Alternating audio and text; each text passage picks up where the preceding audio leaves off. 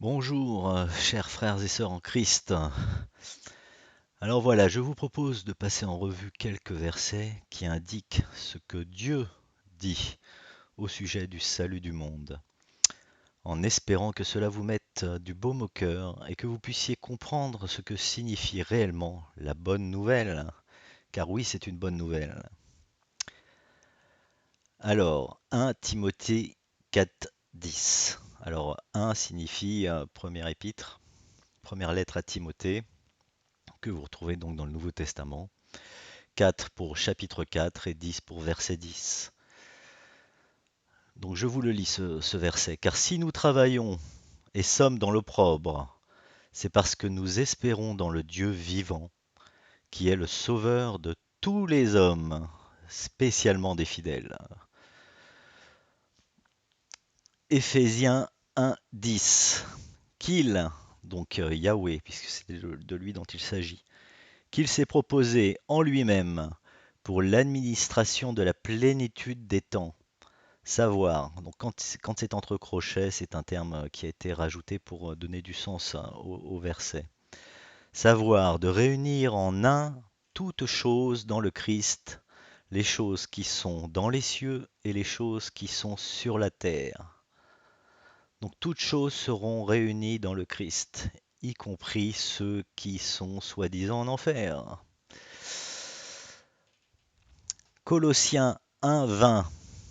Et par lui, donc ici on parle de Christ, a réconcilié toutes choses avec lui-même, ayant fait la paix par le sang de sa croix, par lui, Christ, soit les choses qui sont sur la terre, soit les choses qui sont dans les cieux. Romains 5, 18. Ainsi donc, comme par une seule faute, les conséquences de cette faute furent, comme par une seule faute envers tous les hommes en condamnation, ainsi aussi par une seule justice, les conséquences de cette justice furent envers tous les hommes en justification de vie. Sachant que la première faute dont il s'agit, c'est celle d'Adam, et que celle qui nous fait justice, c'est celle du sacrifice de notre Seigneur Jésus-Christ sur la croix. Romains 11, 32. Car Dieu a renfermé tous, juifs et nations, dans la désobéissance afin de faire miséricorde à tous. Et je répète bien, à tous. Première épître aux Corinthiens, chapitre 15, verset 22. Car comme dans l'Adam, tous meurent, de même aussi dans le Christ, tous seront rendus vivants. Première épître à Timothée, chapitre 2, versets 5 à 6.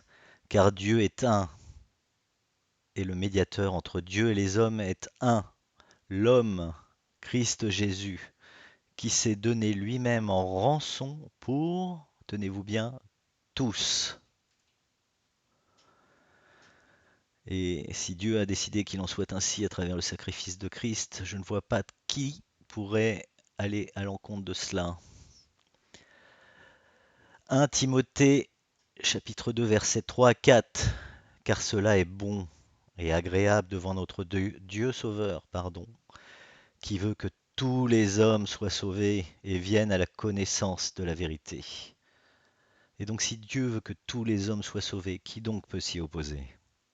Qui donc peut vous faire croire à l'inverse?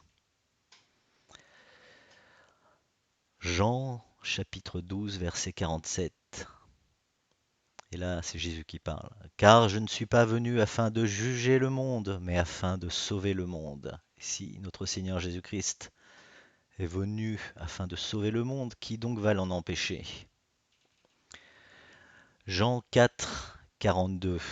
Car nous sommes, car nous-mêmes nous l'avons entendu, et nous connaissons que celui-ci, Christ, est véritablement le Sauveur du monde.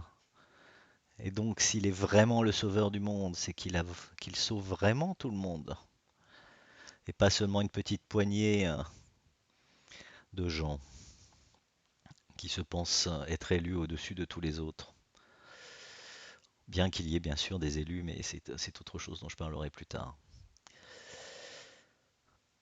1 Jean 4, 14. Et nous avons vu et nous témoignons que le Père a envoyé le Fils pour être le sauveur du monde. Jean 12, 32. Et moi, si je suis élevé de la terre, donc là c'est Jésus qui parle, j'attirerai tous les hommes à moi-même. Et si donc Jésus vous attire, pouvez-vous résister? Alors peut-être que pour certains d'entre vous, ce n'est pas encore le cas, mais j'ose à croire que si vous êtes là, vous faites partie de ceux-ci. Colossiens 1,15. Jésus est le premier-né de toute la création. Donc s'il est le premier-né de toute la création, c'est qu'il était a priori déjà né avant même que vous ou moi-même soyons nés, mais enfin ce que je veux dire par là, c'est avant même que lui-même se présente, soit manifesté dans la chair sur cette terre. Colossiens 1, 7. Car par lui, Christ, ont été créées toutes choses, les choses qui sont dans les cieux et les choses qui sont sur la terre, les visibles et les invisibles, soit trône ou seigneurie, ou principauté, ou autorité. Toutes choses ont été créées par lui et pour lui. Donc au moment de la création du monde, notre Seigneur était déjà là. 1 Corinthiens 15, 26. Le dernier ennemi qui sera aboli, c'est la mort. Et oui, la mort. Donc c'est-à-dire que la mort va disparaître à un moment ou à un autre. Et c'est à la fin des temps, mais je reviendrai là-dessus, à la fin du dernier éon. Philippiens 2, 9 à 11.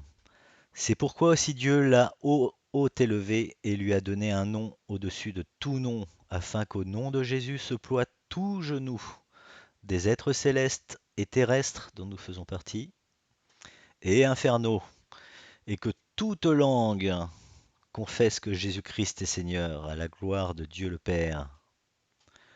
Donc quand on dit toute langue, il faut bien comprendre que ce sont même ceux qui aujourd'hui dénient notre Seigneur, qui à un moment ou à un autre devront ployer le genou et confesser que Jésus Christ est Seigneur.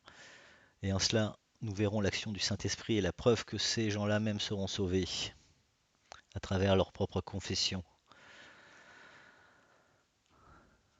1 Corinthiens 12, 3. C'est pourquoi je vous fais savoir que nul homme parlant par l'Esprit de Dieu ne dit anathème à Jésus. Donc anathème, clairement, c'est pour dénier le Christ. Et que nul ne peut dire Seigneur Jésus si ce n'est par l'Esprit Saint. Donc vous voyez, ça rejoint ce que je disais précédemment. Si toute langue confesse que Jésus est Seigneur, c'est qu'il est sauvé. Romains chapitre 11 verset 26. Car je ne veux pas, frères, que vous ignoriez ce secret. C'est qu'un endurcissement partiel est arrivé à Israël jusqu'à ce que la plénitude des nations soit entrée. Et ainsi, tout Israël sera sauvé. Donc la plénitude des nations, tenez-vous bien, c'est nous. Ce sont ceux qui écoutent l'évangile de grâce et qui y croyons. Non pas par notre propre mérite, de notre propre mérite, mais car Dieu en a décidé ainsi. Actes chapitre 3. Et qu'il envoie Jésus-Christ qui vous a été préordonné, lequel il faut que le ciel reçoive jusqu'au temps du rétablissement de toutes choses dont Dieu a parlé par la bouche de ses saints prophètes de tout temps.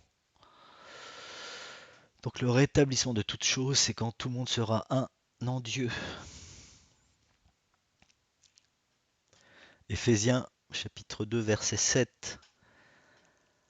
Afin qu'il montrera dans les siècles à venir les immenses richesses de sa grâce. Donc il ici, c'est bien entendu Yahweh, Dieu.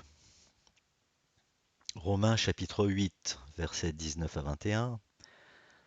Car la vive attente de la création attend le dévoilement des fils de Dieu, car la création a été assujettie à la vanité, non de sa volonté, mais à cause de celui qui l'a assujettie, notre bien-aimé Yahweh. Dans l'attente que la création elle-même aussi sera affranchie de la servitude de la corruption pour jouir de la glorieuse liberté des enfants de Dieu. Donc aujourd'hui, je pense qu'il est assez clair pour nous que dans l'âge auquel nous faisons face, une bonne partie d'entre nous, pour ainsi dire tout le monde, est asservi à la corruption et on le voit à travers notre mort qui s'avère inéluctable et notre propension à enfreindre la loi de Dieu, et ce tous les jours malheureusement, qu'on le veuille ou non, notre chair pêche. Et j'en passe donc au verset suivant qui est 1 Corinthiens chapitre 4 verset 5, qu'à la fin, heureusement, pardon, chacun recevra sa louange de la part de Dieu.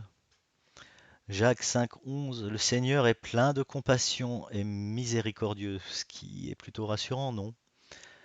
Apocalypse chapitre 15 verset 4, toutes les nations viendront et se prosterneront devant toi. Toutes les nations, et tous ceux donc qui en font partie.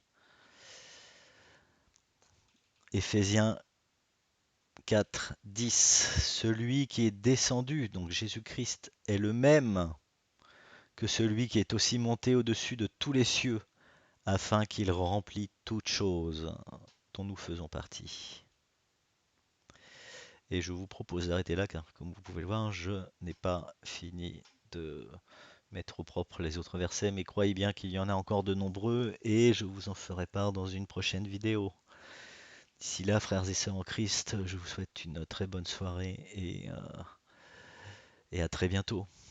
Au revoir.